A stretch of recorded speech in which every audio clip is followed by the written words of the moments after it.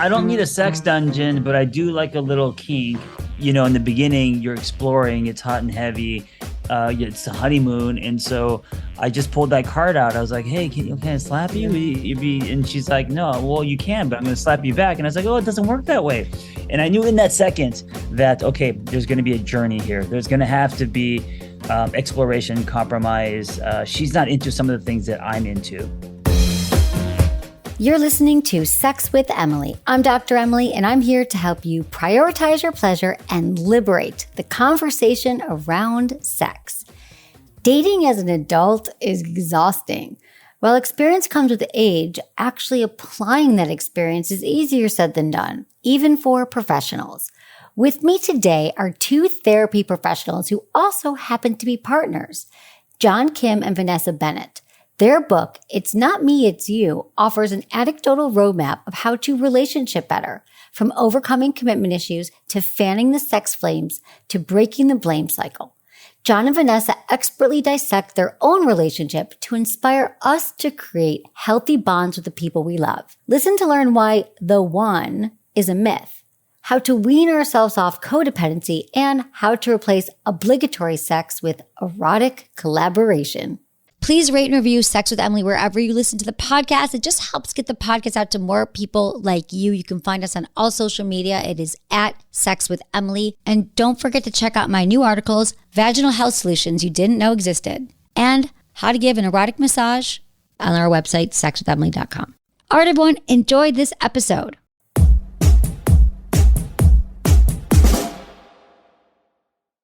Here's a shocking truth about your health. Whether you want to lose weight, improve your energy, or just beat that uncomfortable post-meal bloat, nothing works if your gut isn't healthy first. This is why I love Just Thrive, and I take it every single day. See, most probiotics die in your harsh stomach acid before they do much good. And Just Thrive probiotic is the only probiotic clinically proven to arrive to your gut 100% alive. So what that means for you: better digestion, healthy immunity, great energy, and easy weight management. And it comes in a capsule or berry-flavored gummy, which is my favorite. So now you know you have an option for everyone in the family. Plus, it's backed by an industry-leading 100% money-back guarantee. Love the way you feel or get a full product refund, no questions asked. So if you're ready to transform your health in 2025, visit justthrivehealth.com and use code SEXWITHEMILY for 20% off your first 90-day bottle. That's like getting a month for free. That's justthrivehealth.com, promo code SEXWITHEMILY. Here's to your best health with Just Thrive.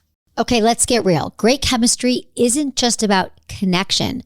Sometimes you just need a little extra something. That's where Via's High Love Gummies come in. These hemp-derived THC gummies are designed to enhance intimacy, heighten pleasure, help you fully embrace the moment. Now, they were originally created as a limited edition Valentine's Day release. High Love was such a massive hit that Via made a permanent part of their lineup. And thank God, because I'm packing right now to leave town. I have a bunch of them in my bag. I bring them to every party I go to because Via's High Love Gummies are my go-to treat whenever I want to be guaranteed fun, feel more present, feel more pleasure. And for the last 2 years, it's been helping adults find ways to feel more intimate, more pleasure, and more connected than ever. I'm telling you, you're going to love it. High Love is crafted with a powerful blend of cannabinoids, time-tested aphrodisiac herbs to bring you just a really cool experience with Damiana leaf for passion, maca root for energy, horny goat weed. And this formula is designed to increase blood flow, awaken your senses so you can fully embrace the moment. So whether you're just looking to ignite chemistry with a partner or just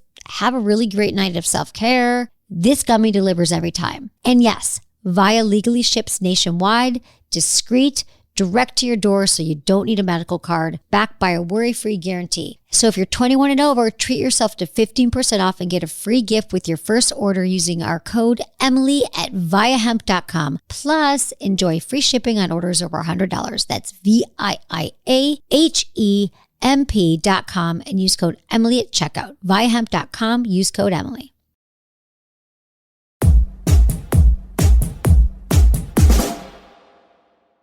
Kim is the best-selling author of Single on Purpose, I Used to Be a Miserable Fuck, and co-author of the book, It's Not Me, It's You. Creator both of the Catalyst Life Coaching course and blog-turned-podcast, The Angry Therapist, John's pioneering work in the field of self-help impacts millions daily. Learn more at theangrytherapist.com.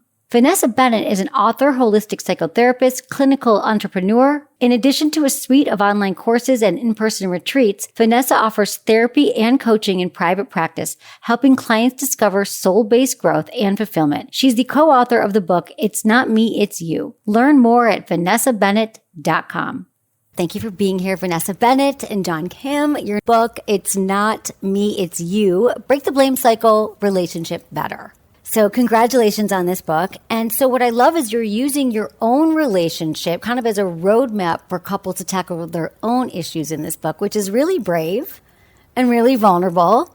So I think oftentimes, right, as a therapist, people expect, well, you should have it all together, but you guys put it all out there, which I think is such a gift. And it's a roadmap a lot of us can use. But can you tell me about that? Yeah, and thank you for noticing that. That was kind of our goal, was the tone of the book being just as important as the content, meaning as therapists pulling the curtain back and letting people know that we're not perfect. We have struggles. John Kim knows nothing about sex, by the way. So all questions will be toward Vanessa. Yeah, we're real people, and we struggle with a lot of things. So just because we are therapists doesn't mean that we have our shit together. Yeah. Well, I think that's what you highlight in this book, is that you're never done. And I say this with sex too, is that it's not like you get somewhere with sex and you're like, all right, I am the sex master and I am done now. Check. Now I can go learn something else. Just like relationships, you're consistently honing these skills and working together. Can you kind of open the book talking about these misconceptions, I think, or explaining like how it's different, like dating in your 30s and beyond? Like, can you talk about that process of finding each other and what that's been like? Yeah, I think one of the biggest misconceptions. So I will say first that the book, obviously we wanted to talk about our own kind of shortcomings, like you said, but it's really rooted in, as therapists who work with couples, we noticed that, I always say I got to count the number of chapters, but let's say the top 10 issues that our clients are struggling with are also the same issues that we're struggling with. And so it's one of those, like, you're not that special. Like, we're all in this together, And so, we might have more tools, but we're struggling with the same thing. We thought that would be really helpful. But this idea of the one, or happily ever after, we just felt like it was such an unhealthy belief that got so many couples into trouble, right? It's a societally passed down idea, right? It's the Disney movies. It's everything ends at the wedding. Every rom-com you've ever seen ends at the wedding, right? You never see 5 years into Cinderella and Prince Charming's wedding when she's screaming at him to pick up his socks for the 100th time, right? Or that when she tells him that I've been faking my orgasm since I've known you. Exactly. And why is that, right? Like, why are we trained to believe that there's going to be this one person that's going to complete us, that once we meet them, our whole lives are going to improve? Nothing's going to be hard from here on out. We're going to have magical sex and orgasms, right? And it's just such bullshit, number one. But also, it's a thing to hide behind so that when something does get hard, there's an escape hatch, right? There's an eject button that I can say, well, obviously this isn't right, because if it were right, it wouldn't feel this way, right? You wouldn't be the one. You're not the one. Yeah, we believe the one is the one in front of you. Yeah. The one in front of you. I love this, because even people still say, well, relationships shouldn't take work, right? If it's meant to be, it shouldn't take work. But I think you're showing here not only like, is it work, but here's how to do the work. Was that sort of the intention behind the book? And then where do we start? That's such a damaging sentence. And I've heard this as well. If the relationship is good, it's meant to be. It should be easy, and it shouldn't take work. And even talking about intimacy and in the bedroom, I think a lot of people feel like chemistry is laid and there's no work. And, if people aren't having the best sex of their lives, then something's wrong. And that's not true. Yeah. It takes learning each other. It takes understanding each other. It takes those conflicts actually to get to the other side and know each other better, understand each other better. So I think it's partly that too. It's like, can we get to the other side? It's so interesting. You said, speaking of conflicts, that you kind of went through the top questions you said, or the 10 questions you get asked by couples, realizing that you also struggle with those. Can we kind of start with some of those? Is there one that just comes to you? You're like, okay, like someone sits in your office, like, yep, this is the issue. What is the one that where can we all start? Well, I think that the ones that probably people are the most familiar with because of the Instagram pop psychology world, right? So different attachment styles is a big one that we see frequently in our practices and in our own life. Different love languages. There's this dance between this over-functioner, under-functioner that we get into in the book, which is a big one. Yeah. The title of that chapter is always one that pulls people in because it's, I'm not your mother, you're not my son. Yeah, I love it. Tell me about that. Which a lot of us can relate to. Yeah. Right. And it's interesting because as we go through these, Vanessa and I are very different. So I'm anxiously attached. She's avoidantly attached. My love languages is words of affirmation. Hers is more acts of service. I'm the under functioner. She's the over functioner. Right. So two different extremes because we've been working on ourselves and, there's a spectrum, but that's kind of how we are. And so how that shows up in relationships. So let's talk about the over. Yeah. So the over and under functioner is interesting because so much of this is based in codependency. So much of this is based in society, how women have been kind of wired and taught that it's our job to take care of everybody in our household, right? And in our lives to the detriment of ourselves. And we don't want to genderize it. I mean, I do know women in heteronormative couples where the woman tends to be the underfunctioner. And you can also underfunction and overfunction in different areas of your relationship. So I might say that in like the doing, air quotes, I overfunction, but sometimes in the vulnerability and the intimacy, I underfunction. I want to stop you there because I think that underfunction, overfunction is a new concept for many. Can we let's break it down? I mean, I know you do the book, but they're going to have to buy the book, but let's just start with high level here. Right. So high level, underfunctioning and overfunctioning are both a way that we deal with anxiety. Right. So for an overfunctioner, when we get anxious, when we get activated, we deal with that anxiety or soothe that anxiety by functioning, by doing, by fixing, solving, swooping in, managing, right? All of these very like masculine kind of left brain qualities. For an underfunctioner, it's masculine energy, masculine energetics, right? For the underfunctioner, it tends to be that in the relationship to anxiety, I pull back, I withdraw. I believe truly at my core that I'm actually not capable. And so I just won't, right? I won't put myself out there because I don't believe that I can. I'm not going to do it right. I'm not going to do it to your standard. And so I just won't do it. And so in a lot of ways, they obviously are very opposite, and you could see that as them going well together. But unfortunately, if it's not addressed and spoken about, there also can be a lot of resentment that comes up, especially from the overfunctioner. The underfunctioner gets either made to feel like a child. So again, I won't genderize it, but they're made to feel like a child. And so there's a parental dynamic in the relationship, which is not sexy, right? Esther Perel talks a lot about that, right? How we are not wired to have sex with our offspring. And so the second parental dynamics come into play and just we not hot, right? Yeah, exactly. So let's move into the fanning the flames, your chapter. I just got to read it for everyone because I was like, oh yes, we're going to go there. So John says the book is a he said, she said, which I love is that you guys tackle these really important issues in every chapter that I think anyone in a relationship is going to deal with. But then you get John's perspective and then Vanessa's, which are sometimes conflicting or complementary. And you can kind of see yourselves in both of you, which I love. John says, when Vanessa and I first started to get intimate, I asked her if I could slap her while we were making out, about to have sex. She looked at me and very seriously said, if you slap me, I'm going to slap you back. In that moment, I knew we spoke very different languages in the bedroom. I like a little kink. She likes long massages. That's what I have. I could keep going, but yeah, tell me more about that. I want to start by saying I'm a New Yorker, so I'm very blunt and direct. I love it. I don't need a sex dungeon, but I do like a little kink. In the beginning, you're exploring. It's hot and heavy. It's a honeymoon, and so I just pulled that card out. I was like, hey, can I slap you? And she's like, no, well, you can, but I'm going to slap you back. And I was like, oh, it doesn't work that way. And I knew in that second that, okay, there's going to be a journey here. There's going to have to be exploration, compromise. She's not into some of the things that I'm into. Well, I let me stop you though. It's not necessarily that I'm not into the things that you're into. I think what it is that I need to feel more emotional safety before I can, well, actually it's one or the other.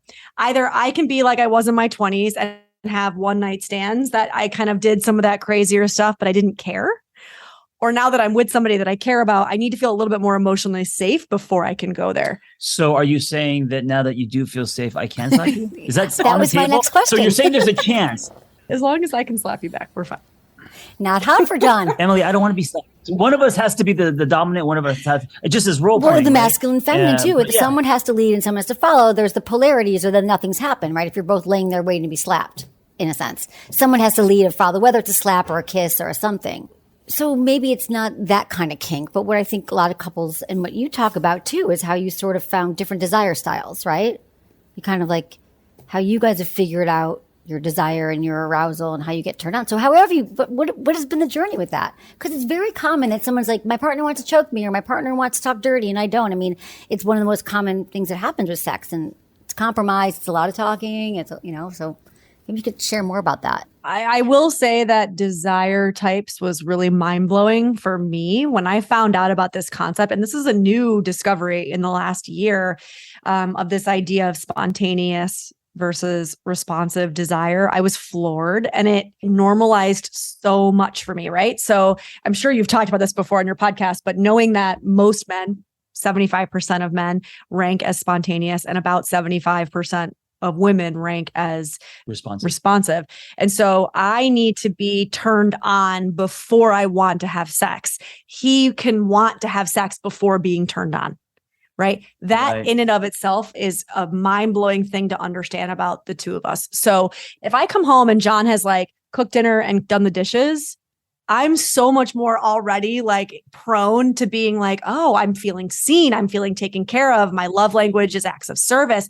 I'm starting to get those wheels turning. I'm more open to being sexual, right? He's not like that. Yeah. And it's the chicken or the egg, because if I'm getting a lot of sex, I will definitely make dinner and wash the car and mow the lawn and do a lot of acts of service just because I'm now elevated. I feel loved and desired. Connected. Right. So it's like, how do we create this where it's feeding into each other instead of one person waiting for the other person to do it? And then it's just kind of there's never nothing happens. Happening. That is really tricky, but really it's just a matter of talking about it and like knowing yourselves, I suppose, and being like, I realize now it's been a week or two and I'm kind of getting to get the sense in my body that we probably need more of a connection right now, or it's planning it. It's planning for sex. It's knowing that if we go this whole week without it, I know this is how I'm going to feel on Sunday. And then Vanessa can say, well, this is, I don't know if you're asking for advice now, but I would say that it's really about planning. It's really about like, we know what this week is going to look like or this next month. How do we find time where it's going to feel good for both of us? And I think the concept of spontaneous and responsive, which I think Emily Nagoski in her book, Come As You Are,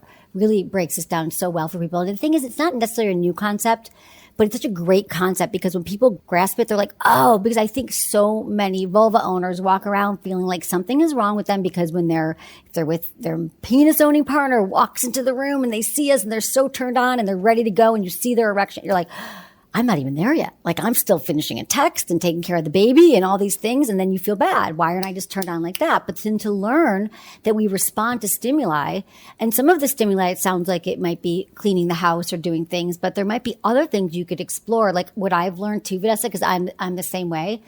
Like if my partner just comes in and whatever, and I'm not ready, like I need to have the house has to be clean. Even if I do it myself, I'm fine with that. We actually don't live together. But if it's cluttery and I still have work open, no. I need to at least do a 3 to 5 minute breath work or a meditation. If it doesn't work, if he comes in at 7:00 and I've been going for 15 hours or whatever, like I need the space. So if I don't have that divide between work and seeing him, then it doesn't work.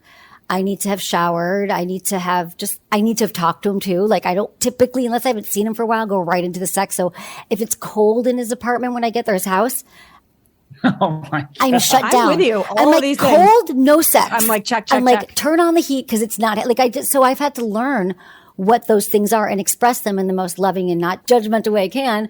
So now when I get there, I'm just throwing out things that's worked. I guess for me is that, which I haven't really talked about, but he's like, I turn the heat on, baby. Like the fireplace is on, because he's just trying to, because I try to point it out. I'm like, this is why I'm not turned on, or this is, so I think that's what it is. And you're constantly figuring out for both of you, because you've decided that you're going to be each other's sex partners, like finding the environments, different ways that you just know that you'll both be ready for it and when it'll work. Yeah. Emily, listen, the only thing I need, Emily, is permission. Permission. That's all I need. Okay. Permission. What does that mean? Say more about that. Well, it was half jokingly, but you know what it means? It means that she's not doing it just for me. Mm-hmm. So there is, it's lined with a desire, a want. It doesn't have to match my desire, but it doesn't, if it starts to feel like an obligation, then I don't want it. Well, this is something we've been talking about a lot more recently, right? And it's this idea, I think, I'm pushing 40, and I think I've really started to, especially having a daughter now, I have a 2.5-year-old, and it's really changed my relationship to my body and to owning my desire and agency. And I think, John and I have talked about this almost ad nauseum at this point, where society doesn't give women permission to have agency, right? Like our body is not ours. Our desire is not ours, right? It's really more about the men, their desire, their ego, right? And so as I've gotten older and I've been taking a lot of this power back, which maybe even a little bit of an extreme way. We have talked about this and struggled with this a lot, right? Like, what does it mean for me to say no and really own my no and just allow you to be upset with that and not feel like I have to fix it, right? And this is a lot of the codependency recovery work I talk so much about in the book, as well as just on my platform in general. And so this is the phase that we're in right now. And it's great because John is aligned in the like, well, I don't want it if you're just doing it for me anyway. Right. So at least we're covering the bases there. Yeah. Well, I was going to say that, do you know what because to say the permission thing, what I'm hearing is, and we don't have to get into all this now, Vanessa, but do you know when and I get bodies changing and having a baby and all the things and the hormones, there's a lot, but I guess the next step might be finding out when you are aroused. So then you can let John know, like, what does get you in the mood? What does turn you on? I was doing your checklist. Like, I'm totally with you on so many of the things that you said. I think for me, again, it's because I am the doer, because I tend to dip into more of the masculine, which the reality is that early motherhood is very masculine in its energy. It's hard for me to soften into the feminine and the sensual and the receptive energy when I've got lists upon lists in my mind and I got to pick her up from school at this time. And does she have her lunchbox and blah, blah, blah, right? So I was half joking about the dishes. It's not really about the dishes. It's more about when I feel that my partner is seeing me in that and is taking and owning some of that mental load without me having to ask for it or give instructions. That makes me feel like I'm partnered. It makes me feel seen. And in that feeling of being seen, I get turned on. It's helpful for me to know that a runway is required, and that's not a choice thing, but it's a wiring thing. So that helps me be more empathetic and understanding. And I take it less as a rejection or a personal thing, mm-hmm. But that's her wiring. Like the arousal runway. So you're kind of referring to like her arousal runway, which I love that concept too. Like the runway, like what needs to happen for Vanessa? Okay, good. Sounds like you guys, we're always in it, right? She's a plane and I'm a helicopter. I need no runway. I just need air. I feel like I see you guys so clearly. Well, we can move on to this too, because you talk about chemistry. I've often said the person that you're the most attracted to, you're like, this is my person. Sometimes you should stop and think, maybe I should turn and walk away. Like when you have that chemistry, and you call that lightning in the bottle sexual chemistry, like healthy kind of versus unhealthy chemistry. You want to talk about that? Like, how do we know? It feels so good, but you're saying it's not good? It's different for every individual. I don't think there's a blanket answer, but I know that I defined attraction as what we're saying now. You lock eyes across the room and the hairs on the back of your neck goes up, and then that's the one, and I think now that if it's that strong, it could actually be dysfunction, because if you grew up in chaos, or you grew up in addiction, or if you grew up where there was just a lot of dysfunction, subconsciously you may be tracing that, and that is what you may be mistaking for chemistry, because that feels exciting. And then when you find someone boring, safety feels boring to a lot of people. Safety, especially in the beginning, And this is why I think a lot of people say, I keep dating the same person. Yeah, that's exactly it. We have to go back and do our work. And I think that's also a big part of your book that people are going to get. And it's not me, it's you, is that it really is all about you both come to this place later in life where you're doing the work. You've done the work, which is very different. We're still doing it, by the way. We'll always be doing it. There's no finish line. But like, it's owning your shit, right? So many times couples will come in, I would say almost all of the time, and it's immediately like, fix my partner, right? Like they're doing this wrong. This is why we're unhappy. Make it different, fix them. And so much of what we talk about as therapists and a couple is owning your part, like own your 100%. Which is hard to do. I was actually just thinking, God, you guys should see couples together. It'd be so helpful. Like you could help people mirror. I don't know if you guys ever thought to do that, or maybe it'd be good for a podcast or something. What I think is so interesting is that I hear from so many of my listeners all the time, every gender, there's always one partner who's like, let's go to therapy, and one who's like, when hell freezes over. So what would you say to people who are on the fence about it or don't want to do it, or how would they convince their partner to get into therapy? Like, how do people finally get to your room? It's kind of like with fitness, where it's like, you can't force your person to work out. You can lead by example. Mm-hmm. You can show them what it's doing for you, right? So what you're getting out of it, your revelations. So almost like, hey, we should do this together. If your partner doesn't want to do it, it's going to be a waste of time. Mm-hmm. The person's just going to be in there acting or not wanting to be there. And it's a waste. Both people have to be on the same page. Both people have to want this. And I agree with you. Like if the person is not willing to go to therapy because of their own whatever, they're not really contributing to building this relationship, Growth. Yeah, because you can't fix it yourself. You're only 50%. It's so hard to explain growth and the work to people who have never done it, right? It's like we're speaking another language. And it's like if your car breaks down, you're going to go to the mechanic, and you have a toothache, you go to their dentist. Like problem in the relationship, you go to therapy. So that's why I love having you guys on. People can see it takes work, but it can be preventative. Fun. It is preventative. I love the idea. I've had couples come to me before there are major issues, and that is so refreshing because they come in saying, I'm committed to this and I want this to work. And I am very aware that relationships are hard and get harder with time, right? I mean, certain things get harder with time.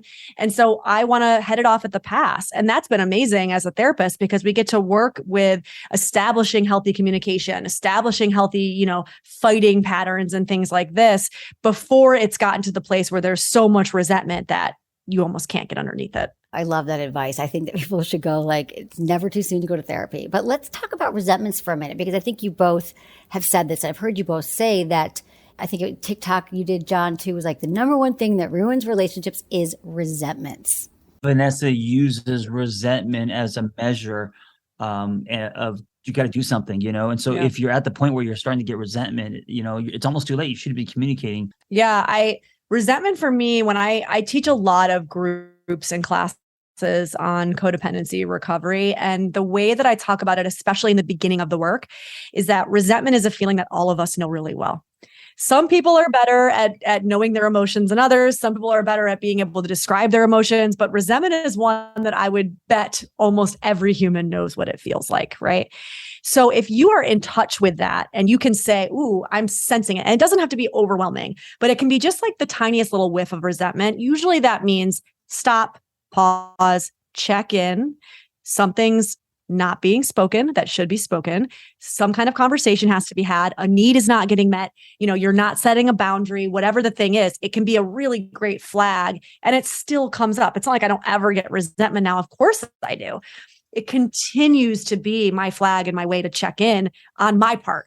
Because I always talk about resentment is yours. It is yours to own. Nobody can make you feel or hold on to resentment. That's a choice that you make. Once you feel it, it's your responsibility to do something with it by speaking to it and attempting to course correct. After the break, we'll hear how John and Vanessa work through resentment in their own relationship.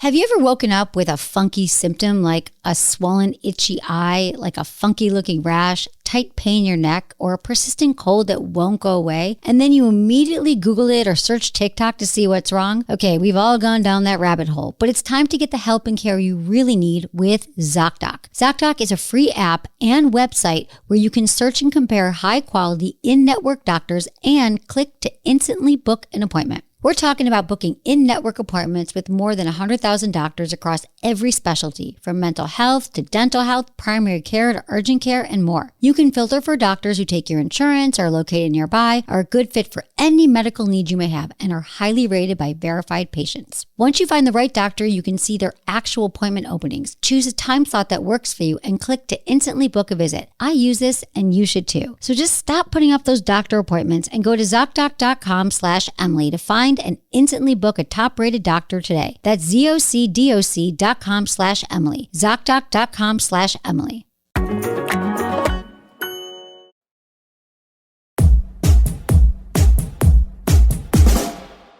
You guys want to give an example of a resentment maybe you worked through? Sure. I mean, I was going to say real quick, with resentment, that's lined with blame. And then when people are blaming, there's no ownership. And that's kind of how the plane goes down. Say that again. That's a really good point. That resentment is that you're really blaming someone. And then when you're blaming someone, there's no ownership. And that's how the plane goes down. It crashes. The relationship plane. That's true. Major. If there's no ownership, the plane goes down because people are now just pointing fingers, of course, right? So, and this is hard, like to actually be resentful and then take ownership of that. That's so hard to do, Yes. So an example of resentment with us. Yeah, that we've worked through. I mean, I tend to be the very codependent one in this relationship. I mean, it takes two to tango. But so for me, resentment it's like a best friend. I mean, it's been there my whole life. So I am very familiar with it. I'm not good at communicating my needs. I'm not good at asking for help. I'm not good at setting boundaries, rocking the boat, all the things. And so it's a kind of constant blip, blip, blip, where if I'm not saying to him, hey, this thing that you said hurt my feelings, that's one that's really hard for me. So the rocking the boat is difficult. So for me, if something is said or done or not said or not done, I can go without saying it, but I will shove it down and I will get resentful. And so there have been moments where it's been, hey, I feel like I'm in this alone, especially having a toddler that is in this like mommy only phase, right? Only wants mommy all of the time. Mm-hmm. It can be very overwhelming. I'm very touched out. I'm very kind of needed out, right? And when I feel like I'm not getting any kind of help, it's not that I'm telling him you're not being a good dad or you're doing this on purpose, right? I'm saying like, I need your help. I need more engagement because I'm feeling resentful that it's all on me. And I have to communicate that. On my side, resentment, Vanessa could burn the house down. I wouldn't be mad at her. There would be no resentment. But if I don't get sex, if I don't feel desired, if she's not flirting, I could sense myself being resentful, right? And I have to check that. And I have to be empathetic and I have to not blame, but be curious where she's at, why that's not happening, instead of just saying, because there's an entitlement to wanting sex, right? There's like, why aren't we having it X amount of days? Or, this is how it was before, or whatever. So before I can jump to the resentment, which becomes pebbles in your shoe, right? I have to try to understand, and this is in the book, try to understand before trying to be understood. And I think that changes everything. So once you understand maybe why this sex isn't happening right now, it kind of helps you let go of the resentment. And then Vanessa, what about for your example here, just to circle it out with the resentment? How do you, when you're feeling this kind of frustration, or just feeling like I want to be seen for all the stuff that's happening with my daughter right now and for your daughter, how do you soothe yourself in those moments? Yeah. Well, I think that's it, right? I think John spoke to it and you just did as well. I think a lot of times with this stuff, the first step is saying, what about this is mine actually? Like, is there any self-soothing that I can do first? Is it easier to point the finger than to say like, actually, he tried to help me earlier and I said, don't worry about it. I got it because I thought I could do it better than he could. Okay, well, I could probably own that. Exactly. Yeah, that's exactly what we're talking about, right? So break that down, write it out, like whatever people can do, right? Yeah. And so going through that process, getting really real with yourself, being brutally honest with yourself about what part you can own. And then what I like to do, and I not just personally, but also work with my clients on, is this idea of you don't have to go to somebody with everything all figured out, laid out, pretty bow on the package, presenting it to them. I like to give the kind of push to people to go in with it messy and not all sorted out yet, and actually ask your partner to more witness you in the mess. So if that's the example, it might look like me going to John and saying, you know what? I'm feeling resentful and angry. And I'm not saying it's your fault. I'm just saying that's my truth right now. And I would love if you could actually help me figure this out, because I actually think I need support in deciphering what's going on, right? So I feel like I could use more support in this, but I also realize that like I cut you off earlier, right? And that's mine and it's messy and I'm rolling around in it and this is how I feel. And there's something very vulnerable when you actually bring a quote unquote problem or issue to your partner that's not solved yet and ask for their help in solving it, then coming to them with, here's the problem, here's the solution, here's my part, here's your part. No, that's a really beautiful way of explaining it, because then you're not blaming them and you're just like, come with me on this ride. Like, let's figure out what to do next. And it's a problem it's a we problem. It's a we thing, not a me and not a blaming thing. It's a really good example. One thing that I fall into the trap of, and I think many men do, and part of it is locker rooms, part of it is pornography, part of it is patriarchy, and it's this idea that the sex is owed. Instead of it being a shared experience, because we are together, she owes me sex, X amount of times a week, or because I'm out working or I'm doing something. Then when I come home, I deserve it, right? Like it becomes a punch card. By the way, hearing him verbalize that, which is I usually talk about this, but to hear him say those words, I just got so hot. Oh my All right, God. we gotta go, Emily. Thanks for the chat, peace and out. we will see I'm you soon. so happy. This was your arousal runway. Who knew? Well, sex with Ellie, maybe people would think that would be an arousal runway. That's awesome. See, I love this. But yeah, it's and I think we all fall into the trap of that, and I think there is that part of me, and it's so hard to check this, right? Yeah. Because it's ingrained, it's wiring, it's baked in. If you are excited or you are horny or you want sex, is there entitlement there, or are you really presenting it as a shared experience? And if it's lined with entitlement, I think you have to check yourself, because again, what's the experience going to be like, right? Because now if you're entitled to it, she may be doing it for you, right? And then now enter codependency, but also fake orgasms Yeah. and sex that is performative, right? That's such a good point. So like almost like talking about is what you're saying is kind of the antidote to the entitlement is sort of the co-creation of it. Because I think that great sex is like an erotic collaboration. You know, it's sort of like, how are we both getting our needs met? So Vanessa feels how, whatever that was there, how she felt out, like, let's do that again when we're done. And then how do you play on that, right? And continue to talk. Because that's, I don't know, sometimes I find myself not in the mood for sex, and then I'll have like a great conversation with my partner. We'll work something through. And to me, since I am such a, like, I need the talk and the connection, then I'm like, yeah, then I'm turned on. And then with other kinds of touch I need, you know, we kind of start to figure out what it's a formula. Like if you're coming in and everyone's different, but it sounds like you guys are, you know, figuring it out even right here on the show. I love it. I know. Well, I thought you guys Are you gonna send us an invoice? Yeah.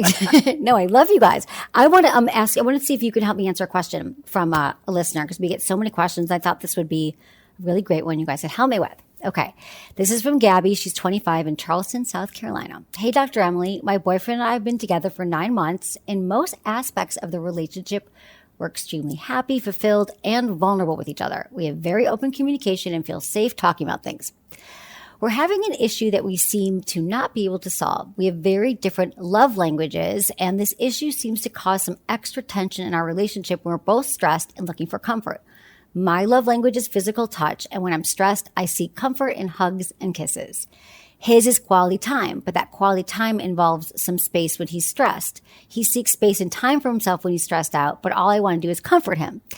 We seem to get into a pursuer-distancer cycle. Do you have any advice on how to handle this difference? We both have made it clear we love each other and want to be able to talk about this so we both can get what we need from the relationship and feel supported. And I thought this would be great for you guys because I know you guys have kind of maneuvered some similar challenges in your relationship. This is really relevant because John and I also very different attachment styles, very different love languages. What I will say about love languages is this: it's important and it's great that they know their own and their partner's language, right? It's not always going to feel comfortable for you to speak to your partner in their language, or respect maybe when they're asking, if that language requires like space, for example, to respect that if that's what they're asking for.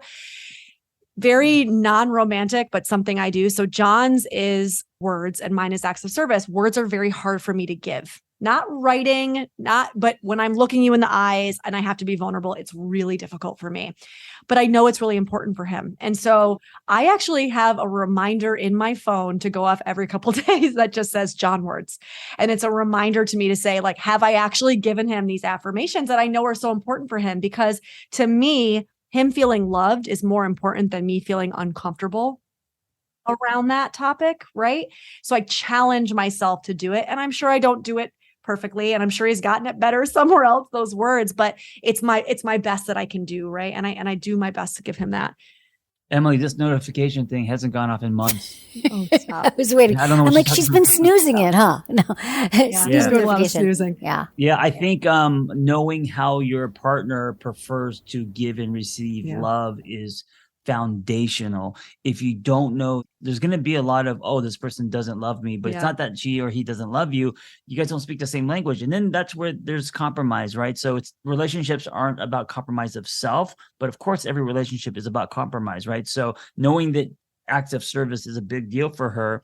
Yeah, I'll remind myself to do the dishes or pick up dinner or you know, as she reminds herself. But it doesn't mean that that's all I'm going to speak, because I'm not going to change who I am as well, right? So there's an effort to stretch, at the same time learn and discover your partner's love language, but also hold on to your own, because, you know, that's true.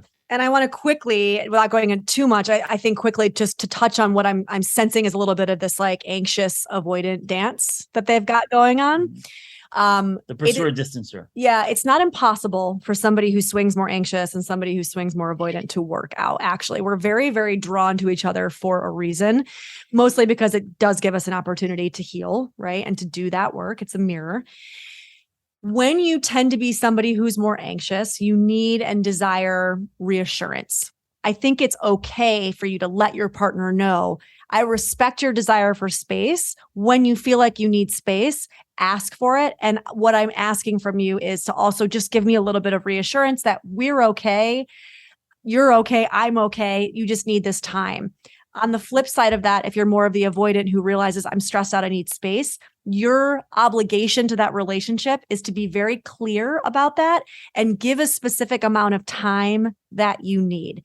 So I need 12 hours to myself. In the morning, I'll come back to you. This might, again, it doesn't sound sexy, but what I have found with the anxious is that if you give them a specific set time, it changes the way they think about it. Okay, I can do this for 24 hours. I can manage myself. I can try to be more self-soothing for 24 hours because that's what they told me they need. If it feels indefinite, the anxious starts to feel a little untethered. And so these are two really simple things, I think, that you can ask for from your partner and then give to your partner that can at least somewhat subtly soothe that like distance or pursuer dance. Because it sounds like they've got a really good established communication base, right? So they can probably do that. Those are really, really interesting examples. I just love that they're like actionable items. You can say like when you start to disappear like that, it makes you feel really unsafe. So if you could just let me know what's happening, I just need to understand it. Like I've had this in relationships where I like just need to know when I'm going to see you again. Like if it's open and I don't know I'm going to see you, like, is it a week from now? Is it a month? It's fine. Just tell me when. Or like sometimes it's that space that we don't know what to do with and then we go into a spin. So to be able to put words around it, yeah, I think they're close.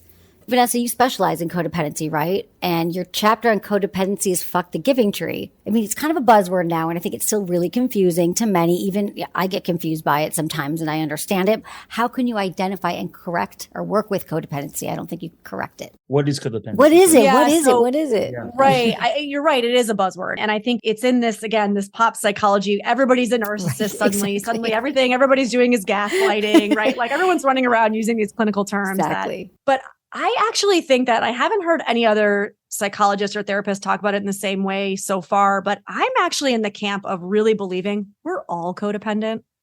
It is the society we're raised in. It is what we're taught to believe that love should look like and feel like.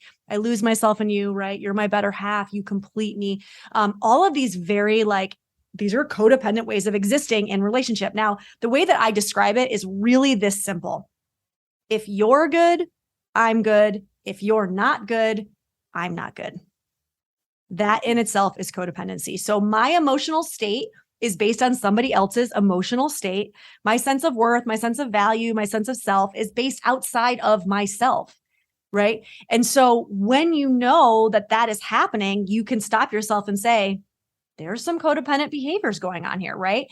The goal is, first of all, it's a lifelong journey, especially when it's the air you breathe in the society you're raised.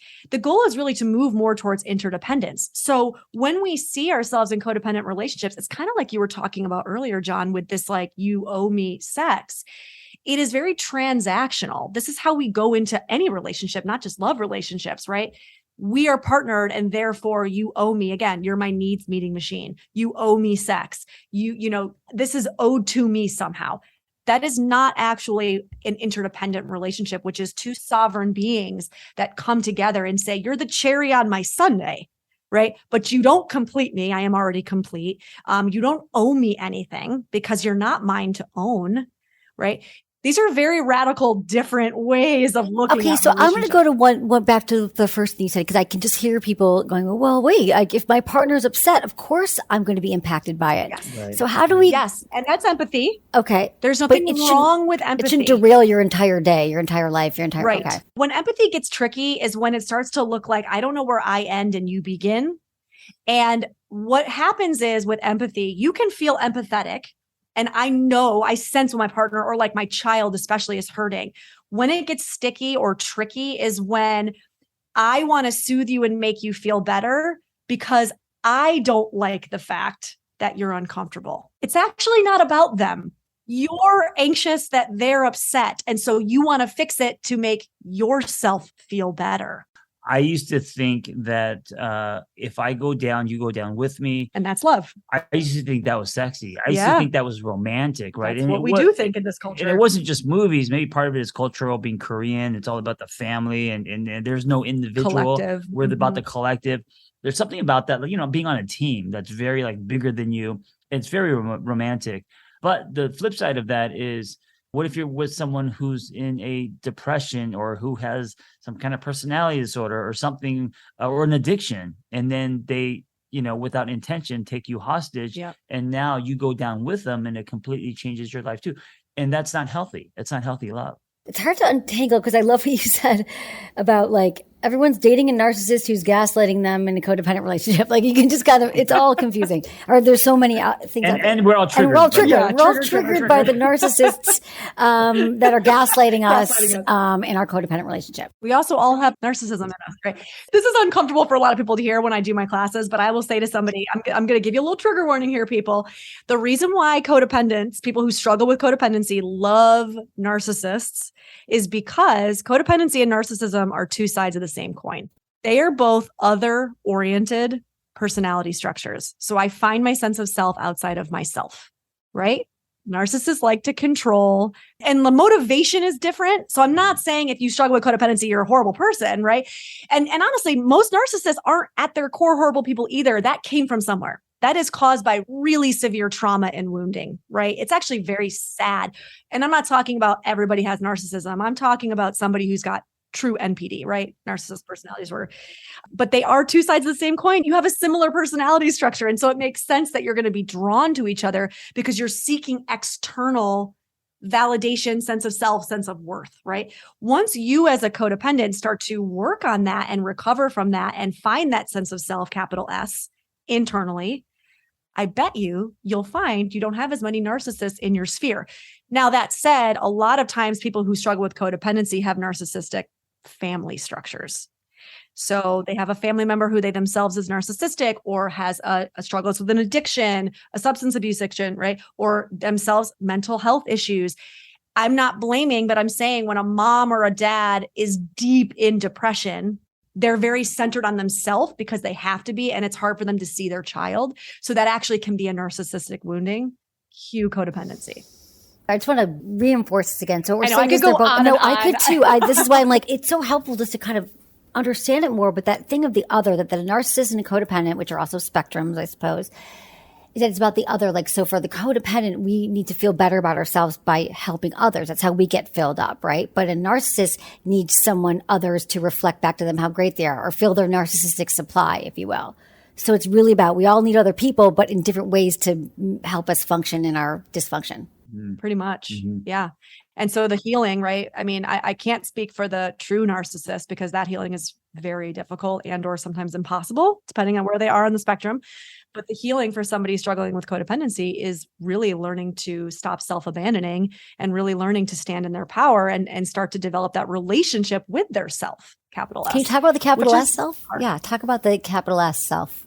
Capital S self, in the simplest way, would be it integrates all facets of yourself. So capital S self would be my ego. It would be my higher self. It would be my relational self, right? It is my true north, if you will. It's different than when I talk about yourself, myself, oneself with a lowercase s, which can mean different things. Am I speaking from my ego? Am I speaking from, again, capital S is kind of like my ultimate goal in this life is to continue to expand upon and be integrated into my capital S. Find what that is. So like your whole self, your authentic self, your solid self. I want to talk about the exercise. I was so excited when I saw this in your book because a lot of us get caught up on our exes. We can't move past it. We think we made the mistake. Should we have sex with our ex? Why do I dream about my ex? And you have this really great exercise, letter to our exes. So can you tell me about that? Most people either don't talk to or hate their exes. And I think that it's sad. If you shared a bed, there were good moments. We don't go into things hoping that we're going to hurt each other. We go into it with good intentions. And so I said, let's write a letter to our exes. Let's start first. And so ours were different, but basically for me, it was almost an apology letter and appreciating and thanking them for for the good stuff, even though the relationships did expire. Yeah. And there's no intention necessarily of like sending it. You know, I've actually used this with clients, and it's not about actually sending to them. And and really the purpose of it encompasses the purpose of our book. Even though we put it in the book, you shouldn't send your letter. Right? We're making ours public, but you shouldn't send I have a funny feeling my exes are going to read it. Yeah. It goes back to ownership, which is the entire crux of the book, right? The letter is not, and I've done this with clients where they've written it, they've come back and it's all like, you did this, you did that. I'm like, nope, we're rewriting this. Like that was not the point of this exercise, right?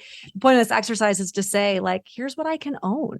Here's what my part in this was, here's what I tried to do and maybe didn't do well, and what I failed at, what I could have done better at. I think it can be really helpful to say, here's my part in this. And here's how that owning that part is actually going to change how I show up in my next or my current relationship. It's really powerful. It really is, because it is when people, I guess the opposite of it is that when people are like, oh, when you hear like what happened with your ex or your last relationship, they're like, they still have all the resentment. They did this and they did that. Even if they cheated or did something horrible, we all have part. We learn. It's a relationship. You're in relation to someone. So I just think it's a great exercise for everyone to look at if you still have a lot of rage, anger towards your ex.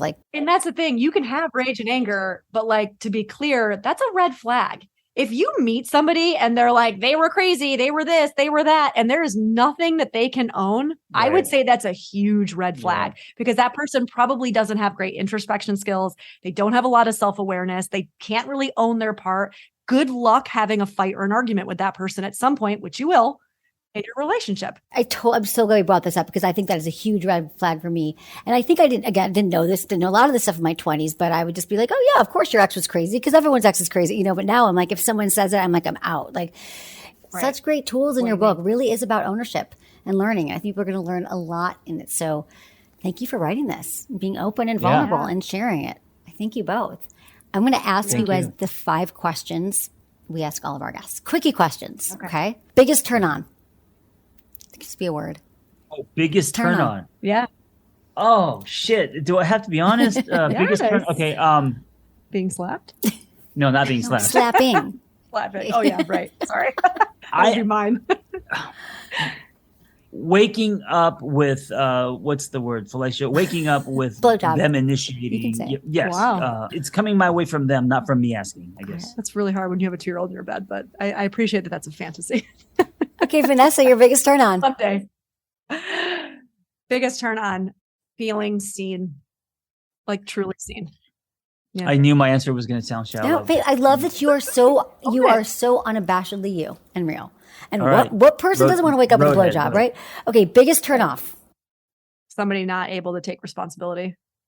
Like the blame game. Oh, I would say defensiveness, or what's the opposite of self-awareness? Not being aware of self behavior actions. Agreed. What makes good sex? Presence, being in the here and now. Oh, that's a good answer. Can I say that too? No, you can't. You can't I'm just making it up. Yeah. We're 2 different people. You're your own person. Stop being codependent. I'm going to say presence. I'm going to go with that too. Cool. Okay, something you would tell your younger self about sex and relationships. Stop faking it. Like, make yourself happy, right? You can't make anybody else do anything they don't want to do. You can't convince somebody to love you. You can't prove your worth through doing and being for somebody else. Like, just prioritize yourself, and the people who love you will surface, and they will love you anyway.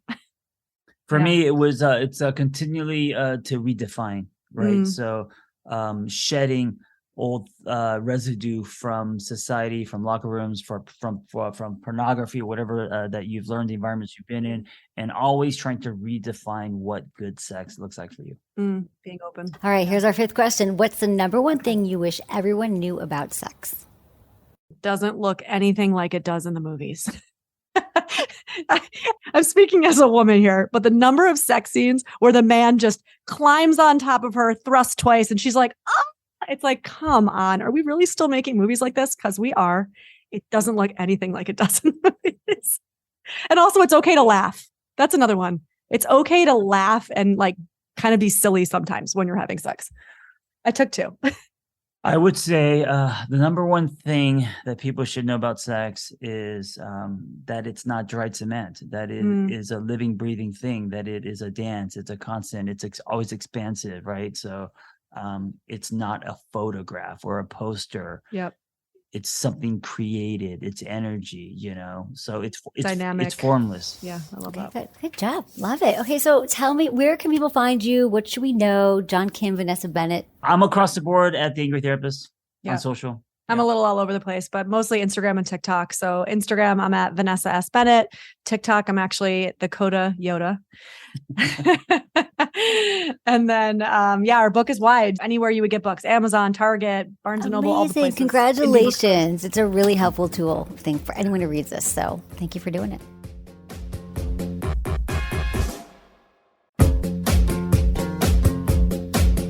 That's it for today's episode. Thanks for listening to Sex with Emily, and be sure to like, subscribe, and give us a review wherever you listen to the podcast, and share this with a friend or a partner. You can find me on Instagram, YouTube, TikTok, Twitter, or X, and Facebook. It's all at Sex with Emily. Oh, and I've been told I give really good email, so sign up on sexwithemily.com, and while you're there, check out my free guides and articles for more ways to prioritize your pleasure. And if you'd like to ask me about your sex life, dating, or relationships, call my hotline, 559-TALK-SEX. That's 559-825-5739, or just go to sexwithemily.com/assemily. Was it good for you? Email me, feedback@sexwithemily.com.